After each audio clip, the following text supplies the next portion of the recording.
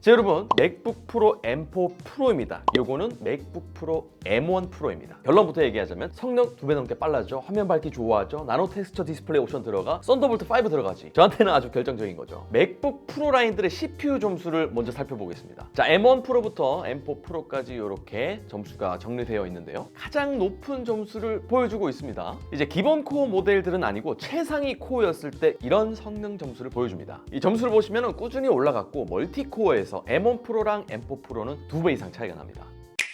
반갑습니다. 만능혁입니다. 오늘은 프로를 위한 노트북 애플 맥북 프로를 리뷰해 보겠습니다. 저는 2021년에 M1 프로 맥북 프로를 구입해서 편집 컴퓨터로 잘 사용하고 있는데요. M1 프로 칩셋의 강력한 성능 덕분에 그동안 M2, M3가 나오고 나서도 그다지 업그레이드의 필요성을 느끼지 못하고 있었습니다. 또 이제 어려웠던 게 M1 프로 8TB로 SSD를 업그레이드를 해서 쉽게 옮기기 힘듭니다. 제가 실사용하는 환경에서 문서 작성이나 유튜브 시청 등 라이트한 작업부터 해서 또 영상 편집하고 작업할 때는 여러 층을 쌓아서 엄청 헤비한 작업도 할 때가 있는데요. 아마 제가 그런 작업들을 하지 않았다면 맥북 에어를 선택했을 것 같아요. 지금도 잘 쓰고 있는 맥북 프로인데 이번에 나온 M4 이 칩셋 때문에 이거는 좀 업그레이드를 해야 되나 마음이 흔들리더라고요. 그래서 M4 프로를 애플로부터 잠깐 대여받았습니다. 그리고 제가 이게 사용해보면서 느낀 게 M1 프로를 선택했을 때 이왕 하는 거 M1 맥스로 갔어야 됐나 싶은 생각도 들었어요. 근데 저는 오히려 8TB로 이 극강의 저장 공간을 선택하면서 M1 프로로 갔습니다. 자, 이 두 개를 비교해놓고 사양을 보면 많이 업그레이드 됐습니다. M1 프로 메모리 대역폭 속도는 초당 204.8GB고요. M4 프로는 초당 273GB, M4 맥스 같은 경우는 무려 546GB입니다. 자, CPU 점수도 보면은 이렇게 보이는데, 또 이제 저는 영상 편집을 주로 하다 보니까 요 편집 프로그램도 테스트를 해봤습니다.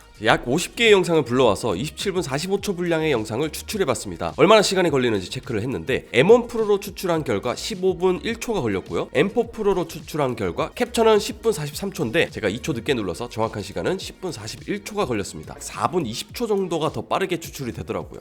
이거 보고 깜짝 놀랐습니다. 자, 그리고 애플 전용 편집 프로그램인 파이널 컷 말고 어도비 프리미어 프로를 쓰시는 분들이 꽤 많더라고요. 이것도 한번 돌려봤습니다. 같은 조건으로 50개의 영상 길이 27분 45초로 추출을 해봤습니다. 맥북 M1 프로 프리미어는 15분 18초가 걸렸고요. M4 프로는 13분 17초가 걸렸습니다. 프리미어 프로에서도 M4 프로가 약 2분 정도 더 빠르게 추출이 됐습니다.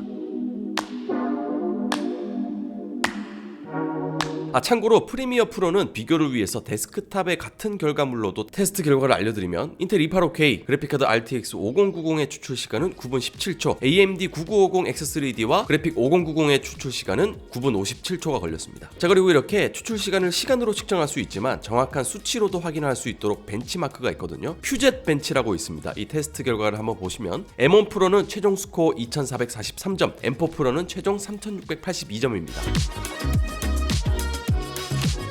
세부 점수도 비교를 해보면 확실히 M4 프로의 점수가 높게 나오는 걸 볼 수 있고, 특히 로우 스코어에서 2배 가까이 점수 차이가 났습니다. 이번에 M4로 굳이 업그레이드를 할 이유가 무엇인가 생각을 해봤는데, 이번에 M4 베이스 모델은 썬더볼트 4 포트가 들어갔고 프로 버전과 맥스 버전은 썬더볼트 5가 들어갔죠. 썬더볼트 5는 대역폭이 증가했습니다. 썬더볼트 3, 4, 5를 비교해보면 썬더볼트 3와 4가 같은 기반의 인터페이스거든요. PCI Express 3.0입니다. 그런데 썬더볼트 5는 PCI 4.0입니다. 그래서 대역폭 자체가 2배 정도 차이가 납니다. 실제 SSD 속도의 한계도 보면 썬더볼트 3와 4는 초당 2.5에서 2.8GB고 썬더볼트 5는 초당 7GB입니다. 2배 이상 차이가 나는 거죠. 그래서 썬더볼트 5는 고해상도 디스플레이 모니터를 쓰기 더 좋고 외장 SSD를 쓰기에 더 좋습니다. 그래서 이게 사실 가장 맥에서 스트레스 받는 게 크리에이터로서는 저장 공간이었단 말이죠. 파일을 이리저리 옮기는 시간이 아깝고 거기다가 외장 하드를 들고 다닌다고 생각하니까 좀 스트레스였거든요. 그래서 저는 8테라 옵션을 선택해버렸죠.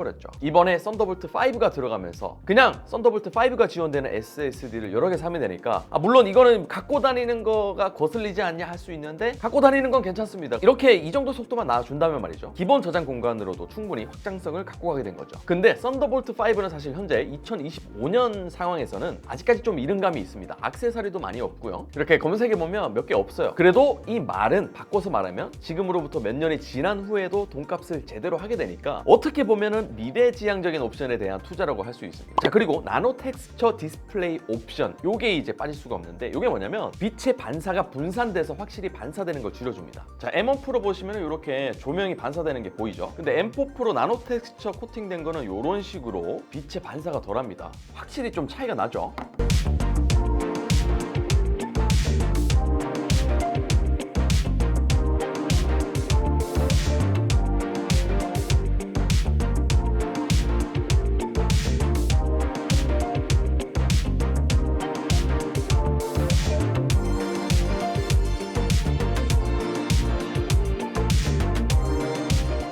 이게 스튜디오 디스플레이에서 선택을 하려면 40만 원을 더 줘야 됩니다. 이게 프로 디스플레이 나왔을 때 진짜 더럽게 비쌌거든요. 32인치 6K XDR 디스플레이인데 649만 9천 원에서 나노 텍스처로 가려면 140만 원을 더 추가를 했어야 됐습니다. 물론 화면 크기도 차이가 있겠지만 아무튼 나노 텍스처 디스플레이의 장점이 말도 안 됩니다. 이게 제가 결정적으로 업그레이드의 필요성을 느끼게 된 부분인 것 같아요. 이거는 이제 베이스라인 포함해서 모든 맥북 프로 모델에서 22만 5천 원이면 업그레이드가 되는 부분이거든요.